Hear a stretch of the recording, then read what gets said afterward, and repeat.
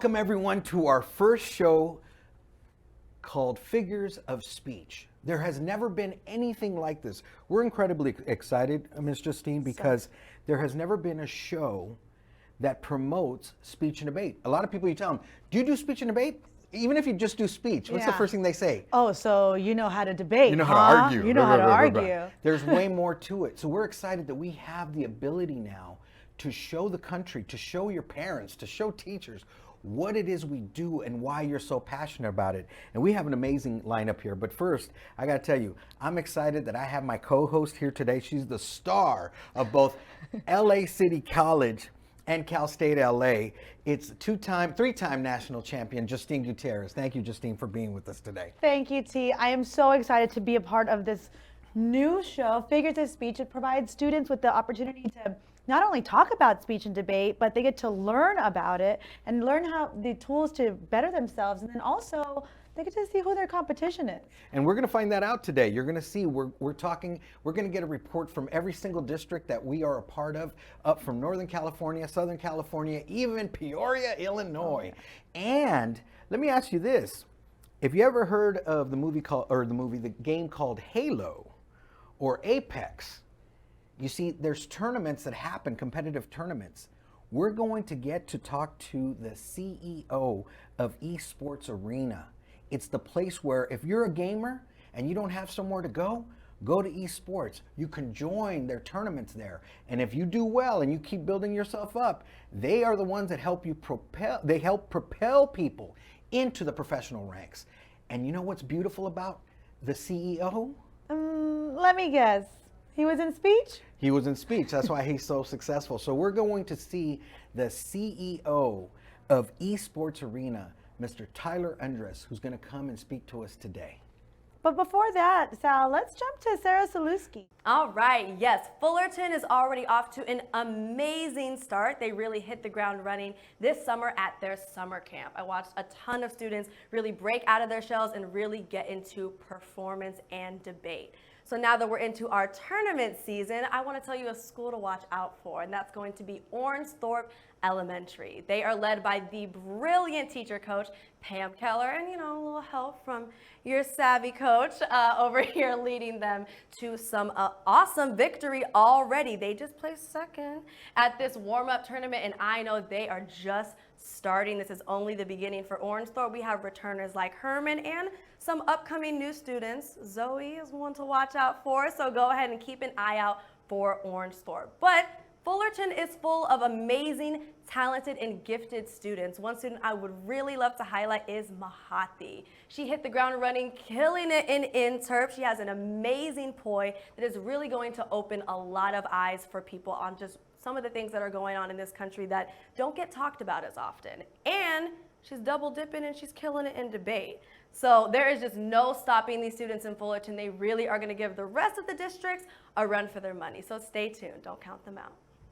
Thank you, Miss Sarah. And I think we need to hear, because Miss Mariela Garcia Alvarado up at Evergreen has been talking about how good her extempors are doing. So I want to hear what's going up in San Jose. Miss Mariela, take it. All right, so let's talk about those extempors. So in extemp, we have expanded all of our programs across the districts, but we do have a lot of students in Fullerton and in Evergreen that we should be looking out for. So Emily Bleeker, I know that you have been a top person in Fullerton, but there are people like Micah Chung and Natalie Chen, as well as other people who have been training in extemp and also in debate. So hopefully there's competition out there for you that now can challenge you to go that extra mile. Thank you, Mariela. Now let's go and travel to Peoria, Illinois. Yes, Glen Oaks Community Learning Center. Yes, they just won Glen Oaks Community Learning Center. Go ahead. They just won their first district tournament. And man, what a tournament that was. I was so proud of all those students. They had to get up at 6:30 in the morning to get on the buses to go to the tournament, and they all made it, and they competed the whole day. I'm so excited for them, but why don't we let her take it away? Come on, Halima, take it away. Let us know. Hi, I'm Halima Nala, and I have the honor of being the District Director for Peoria Public Schools. So just to let you in on how our first tournament on November 20th went, my students had such an amazing time. And we had a couple of knockouts. We had Taraji Barker and Adalia Ramos, both from Sterling Middle School, taking first and second place in poetry speaking. We also had Esmeli Amador from Harrison School taking first place with an entirely in Spanish prose. Now, we had a lot more going on, but this is just a little taste tester because the world's got to know that Peoria is coming and we're coming to win. Woo, Halima, I know it's a lot of work, but you're going to get it done. You're already getting it done. Okay. But talk about someone who's getting it done. We got to go to Joelle because HLP is on another level this year. Another level. Go ahead, Mr. Joelle, talking to us from Texas. With 10 middle schools, over 200 students and growing, we are so excited to be building upon the success of our first ever speech camp. And the students at Hacienda La Puente have spent the last 2.5 months getting ready for the first tournament of the year, our Hacienda La Puente warm-up tournament.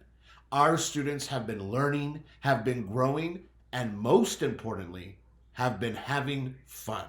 We are so excited for the rest of the year. And having judged the elementary school tournament and helping out and assisting, I got to see some amazing performances. But I got to tell you that I think that the Evergreen School District has some up and rising elementary schools. Personally, I think that Evergreen Elementary is going to be the school to watch for. They are so poised, they have so much confidence, and being led by Coach Mariela, you really can't lose. We're going to talk about middle schools. I'm obviously going to have something to say about it. So first and foremost, I got to tell you I'm going to be a little protective on this question because I'm always going to go to bat for all of the schools at Hacienda La Puente.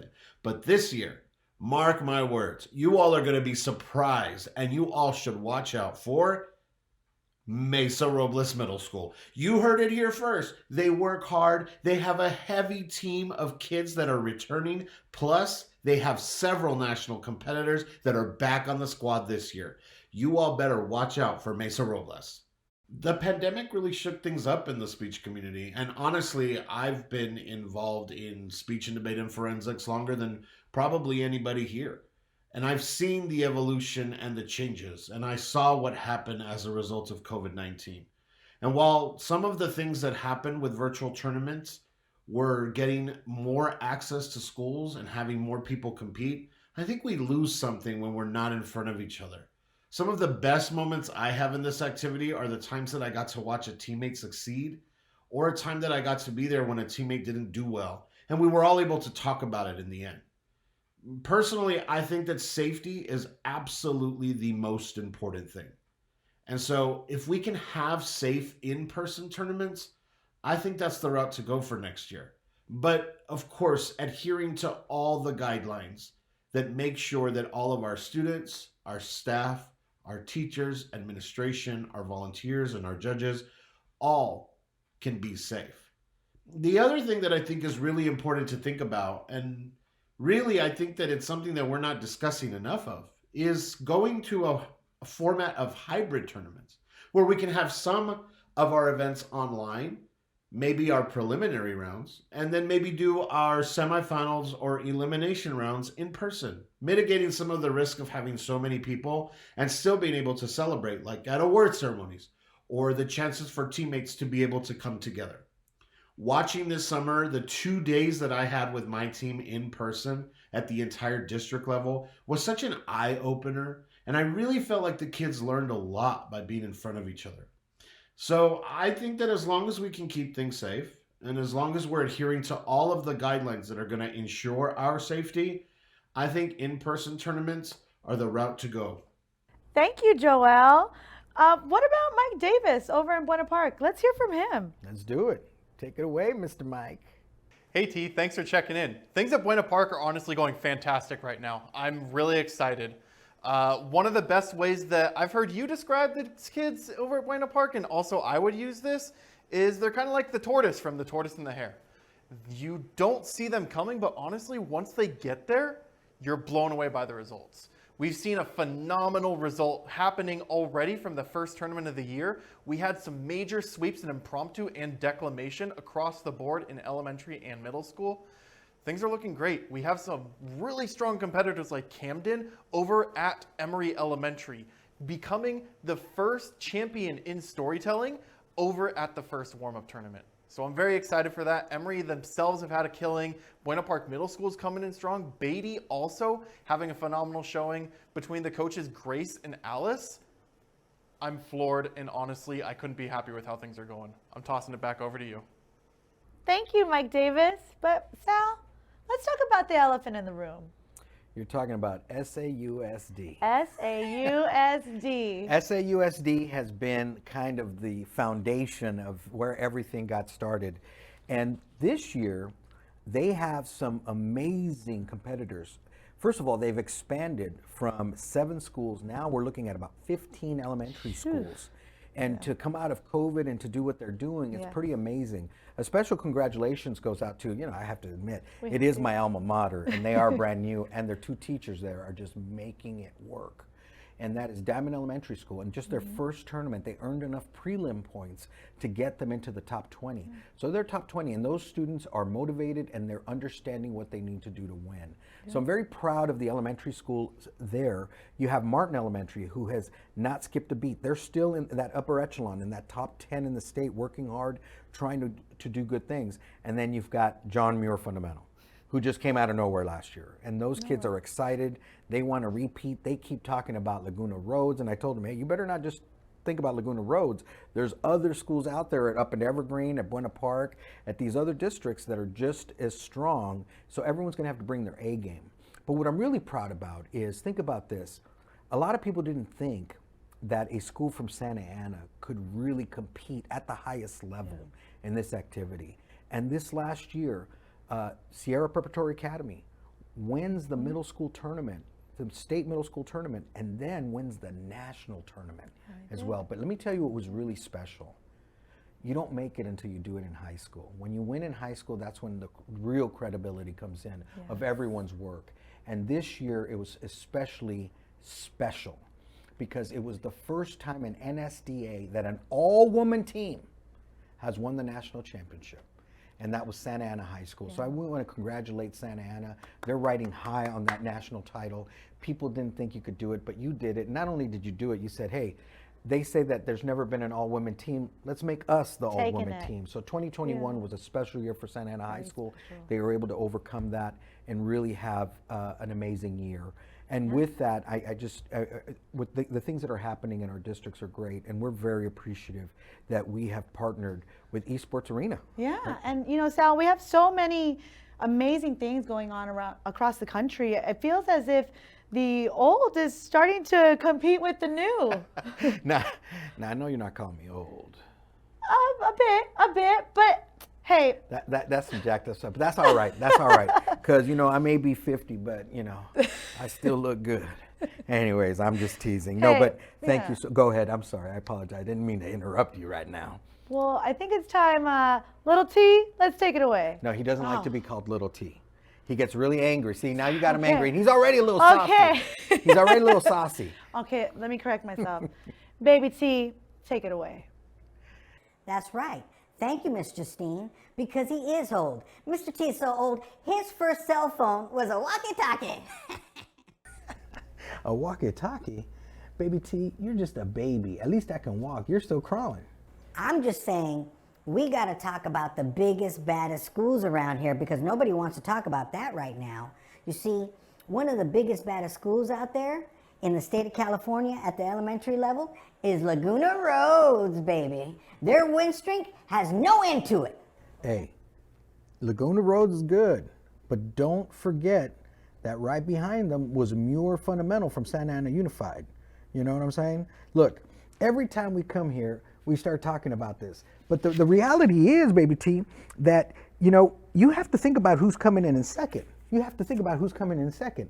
You know what I'm saying? Because we have another team out there that they're like, Muir Fundamental is like little hormiguitas, Oh, wait a minute, I forgot, you don't speak Spanish. I don't speak Spanish. You don't speak Spanish. Yo sí hablo español. Watch. Cúcara, mácara, títere fue. Yo no fui, fue tete. See, you got to stop talking about me like that. I know how to speak Spanish. I spoke Spanish better than you.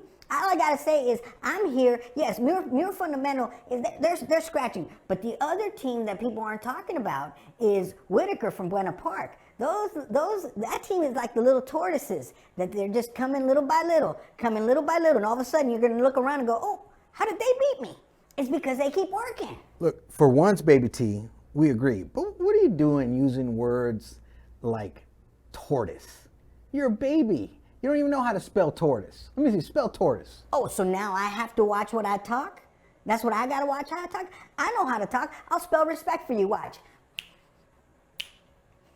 What you got? Baby, I got it. What you need? You know I got it.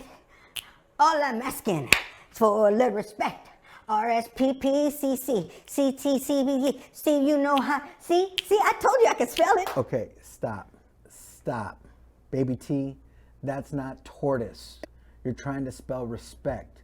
Just because your mama listens to the song and your father listens to the song and you've heard it over and over again in the car doesn't mean that spells tortoise. All right? I think it's been a little bit too much for you, Baby T. Let's call the nanny over. We need a warm cup of milk. Let's put this little boy to bed. He's had a rough day. I think this was your first shoot. You need to ease into it. Ease into it, Baby T. Have a good night, Baby T. We got a show to do. You guys start treating me right. Okay, I'll see you later.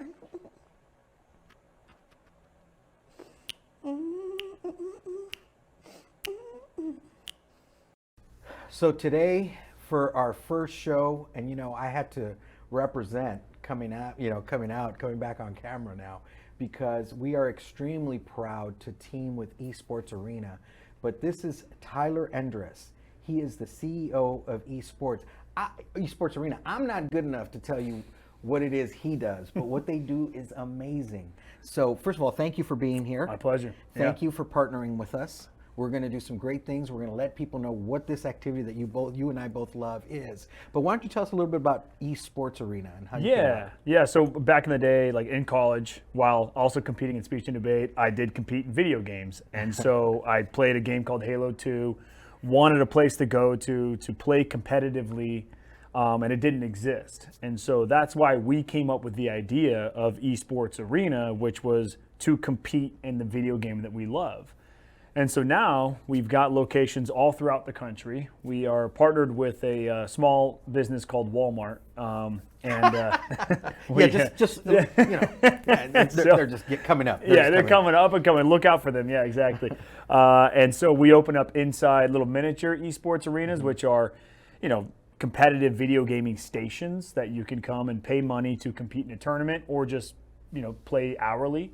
Wait. I'm sorry to interrupt. So if your mom is taking you to Walmart to go grocery shopping, you can go into one of those sections and compete in a tournament. Absolutely. And how much does that cost? About $10, $10, $15, depending on the actual tournament that day. But yeah, we keep it relatively inexpensive. Wow. Yeah. And you just come in. So we're in 18 locations across the country, and we got large expansion plans coming up in the next couple months. So you can get discovered in one of these tournaments. We've discovered many people already. That's literally what I've been working on all day today, is just signing pro contracts with these players. So it's very cool, because it's, again, what I wanted growing up in video games was to be recognized, to become a pro, to get paid money to play video games. Interesting. And so so obviously you were already doing this. And what was it about the gaming and the speech competition? What was it that you liked about both? Well, I would say gaming in general, especially in front of other people, say it's like a 50 to 50 type of game, you need 50 kills and they need 50 kills in a game called Halo, right? So if it's 49-49, the pressure's on, and how you can handle yourself in pressure situations is, I think, how you can be a great competitor. And the same thing with speech and debate. It's public speaking, to most people, is more frightening than anything in the world. And so that's a pressure situation. You're being judged, you're being ranked, and your peers are watching, your enemies are watching, right? Right. So you're in that same situation. So I think that high pressure situation from speech and debate really elevated me into my video game play, but also elevated me in just a businessman in general, because you have to make really important decisions on a dime. You know, you have to be able to speak to so many people naturally, comfortably, and speak in front of everybody confidently. Because if you have a boss or an employer that goes up and wants to talk to everyone about how well the company's doing, if that person doesn't speak confidently about him or herself or the company, then I think that's, you know, that could create some unwaveringness in your employees, Right. which you may not want. So I think it totally set me up for success for sure. Excellent. And what would you say was your most memorable experience in speech? Whether it's high school or college? It's just exhilarating. I mean, it truly is exhilarating. Like just like the feeling of competition, the feeling of winning is absolutely exhilarating. Knowing that you're on stage, that your name is about to be called and you're waiting around that table, right? And then now, okay, it's the poetry or it's POI or drama or whatever, and they're saying all the finalists and they say in third place is this, and it's not you. And you go, okay. I love in it. second place is this, it's not you. And then winning, and you think like, man, I think I beat those people. And all of a sudden they call your name. And it is just that is ultimately an exhilarating experience. And the people, Right. you know, the people are just fantastic. Just you make so many memories with that. You know, for me, it was always, I used to always tell myself, look, if you make it to a final round, you're getting a trophy. You get to go up and get something, a plaque, a trophy, whatever. So just enjoy that final round, and whatever comes out of it is gravy. But you're right. When you're standing there by yourself, isn't it almost surreal? Like, wait a minute, I won this one? Yeah, You know? yeah. It's the coolest feeling. But I think something that parents and students, mostly administrators, superintendents, board members, I think one of the concepts, speech and debate, as you know, speech events have public speaking, and they also have acting events. And a lot of people don't know that. You were in acting events. You're a theater guy. I was a theater guy, grew up doing theater my whole life. So the speech part of the speech and debate, you know, part of it all, I found my calling. I mean, it was fantastic because it's only you're relying on, unless of course you're in a duo and you have someone else you're relying on, but it truly is only you. And that's something that, you know, for me, you know, doing theater, I always wanted to be the main role because I wanted to be the center of attention. You know, I wanted to be you know, the one that made everyone laugh, the one that made people feel emotion and things like that. And speech and debate, man, that is exactly what it's geared towards. It's that ability to give you that platform and you that stage to be able to show who you are and what your message really is. And the thing is that people need to hear that there are different categories, right? Yep. That fit different students' needs. But more importantly, these students are putting their speeches together. They're memorizing them. So they're researching, writing, and for some of them, they're memorizing a script, cutting it down. And then they're memorizing them. Then they wake up at 5 a.m. on a Saturday, right, to get to the tournament by 7, to be ready to go in a suit. You've brushed your teeth, combed your hair. Those students have already won before even competing, you know? But when you talk about people putting speeches together, writing speeches, memorizing them for fun, that doesn't sound very fun. What's the fun part about that? Well, I guess it's the activity of doing things as a team. You know, I was fortunate enough to, and I think everyone else is too, because if you're doing speech and debate, you're typically with like-minded individuals that are on the same goal. And everyone's usually rooting for you, supporting you, helping you out. And so that 5 a.m. wake-up call, it's a tough one, but I'm excited to get in the van with the teammates, make memories on the way to the tournament. I can tell you right now, like my best friend growing up, we did it together, and the guy could never tie a tie. And one of the best, he always kept the same tie. He just loosened it up a bit and put it around his head, and then docked it. And then just next time, put it back up. And it's just like, and it became the tiniest knot because he couldn't retie it. But like, it was the funniest thing. And then we were like, so early, he brought like his razor, you know, electric razor to shave, you know, for the tournament. And I'm just like in the van doing this. And it's like, if you're going by yourself to a tournament, that's one thing, right? It's like waking up to go to a gym, you know, to go to the gym and work out in the morning. That's not exciting. But if you have a bunch of friends that are all meeting you there and you get to do a competition together, things like that, then it's a little bit more motivating because speech and debate truly is, it's you travel together, you eat lunch together, you break bread together. I mean, that's something that for me is that I've got friends and colleagues that are still really close to me today. The reason why we're getting along so well too is because we have this common ground of speech and debate, and that brings so many people together. So that 5 a.m. wake-up call is a little bit easier because of the family that is along that road trip with you. And you know, I never thought of it that way, but you're absolutely right. I think it's kind of going to battle.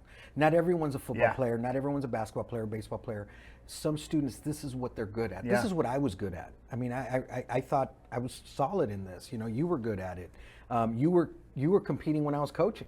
We went to the same tournaments, you know, and so it's so amazing to now intersect back and be able to be at a different time of our lives where you're doing amazing things. We're trying to create new leaders in these underserved communities. And here we are, 2 speech people who came together and are doing things right.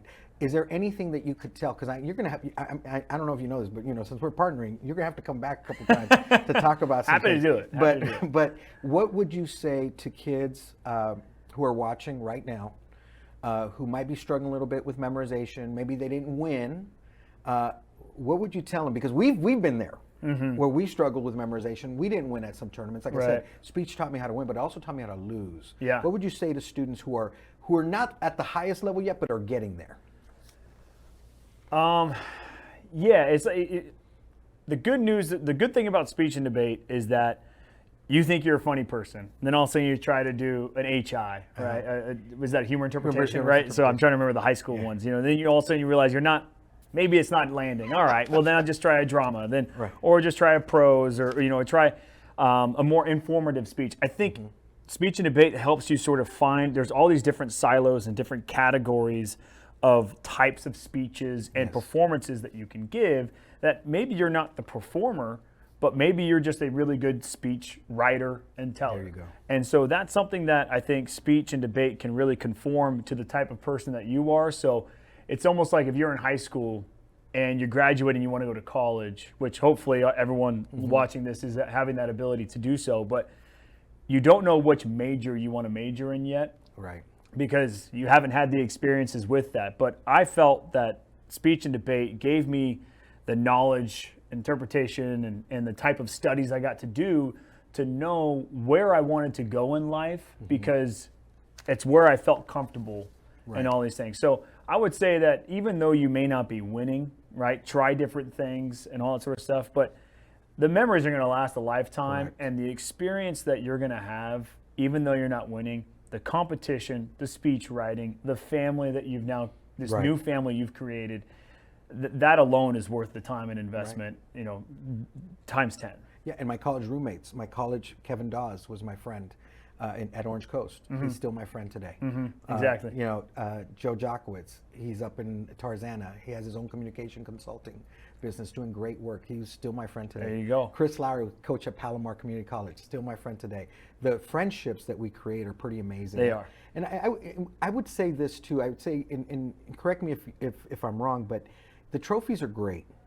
but how many of them do you still have? I think my parents kept them all, to be honest. I've got like boxes on boxes because they forensics likes their hardware, that's for sure, right? And so I think that they are great, but the memories are the memories and the experience are the experience is what you always talk about. Yep. The trophy will gather dust and all of that. Exactly. I tell people I'm the Christian College 2009 poetry champion, right? So I'm in a book somewhere that's around here, but it's an accolade that I'm proud of, sure, but I'd much rather fly the speech and debate flag like I did speech and debate. Oh my gosh, you did speech and debate too? We're instantly connected now. Right. And that's because it's a common ground, it's a common denominator, and the memories and the people are just what lasts a lifetime. And the hardware's great. Hardware's great in the time being of it all, but the memories are way better. Well, and thanks to you, we have a platform.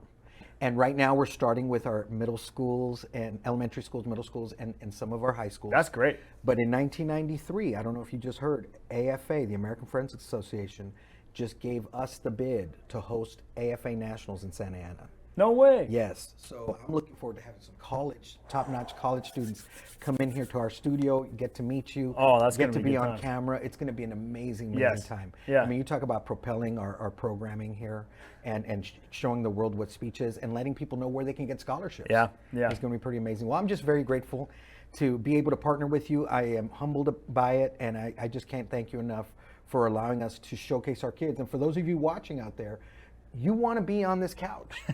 You want to be on this couch, and you can be on this couch. Continue to work, continue to do what you do, because you are also, what the title says, a figure of speech. So thank you so much for everything you do. I really appreciate everything you as you've well, done. Sal. Appreciate Yeah, it. absolutely. This has been awesome. And yeah, this couch, and then you'll go out and play some video games over there too. So you definitely want to be on this couch. We'll have ourselves a good time. Yeah, you know, we got baby T out there who's out there playing video games, so I got to bring him in. So anyhow, we'll be bringing in baby T in. Thanks again. Thanks again. No worries. Thank you guys.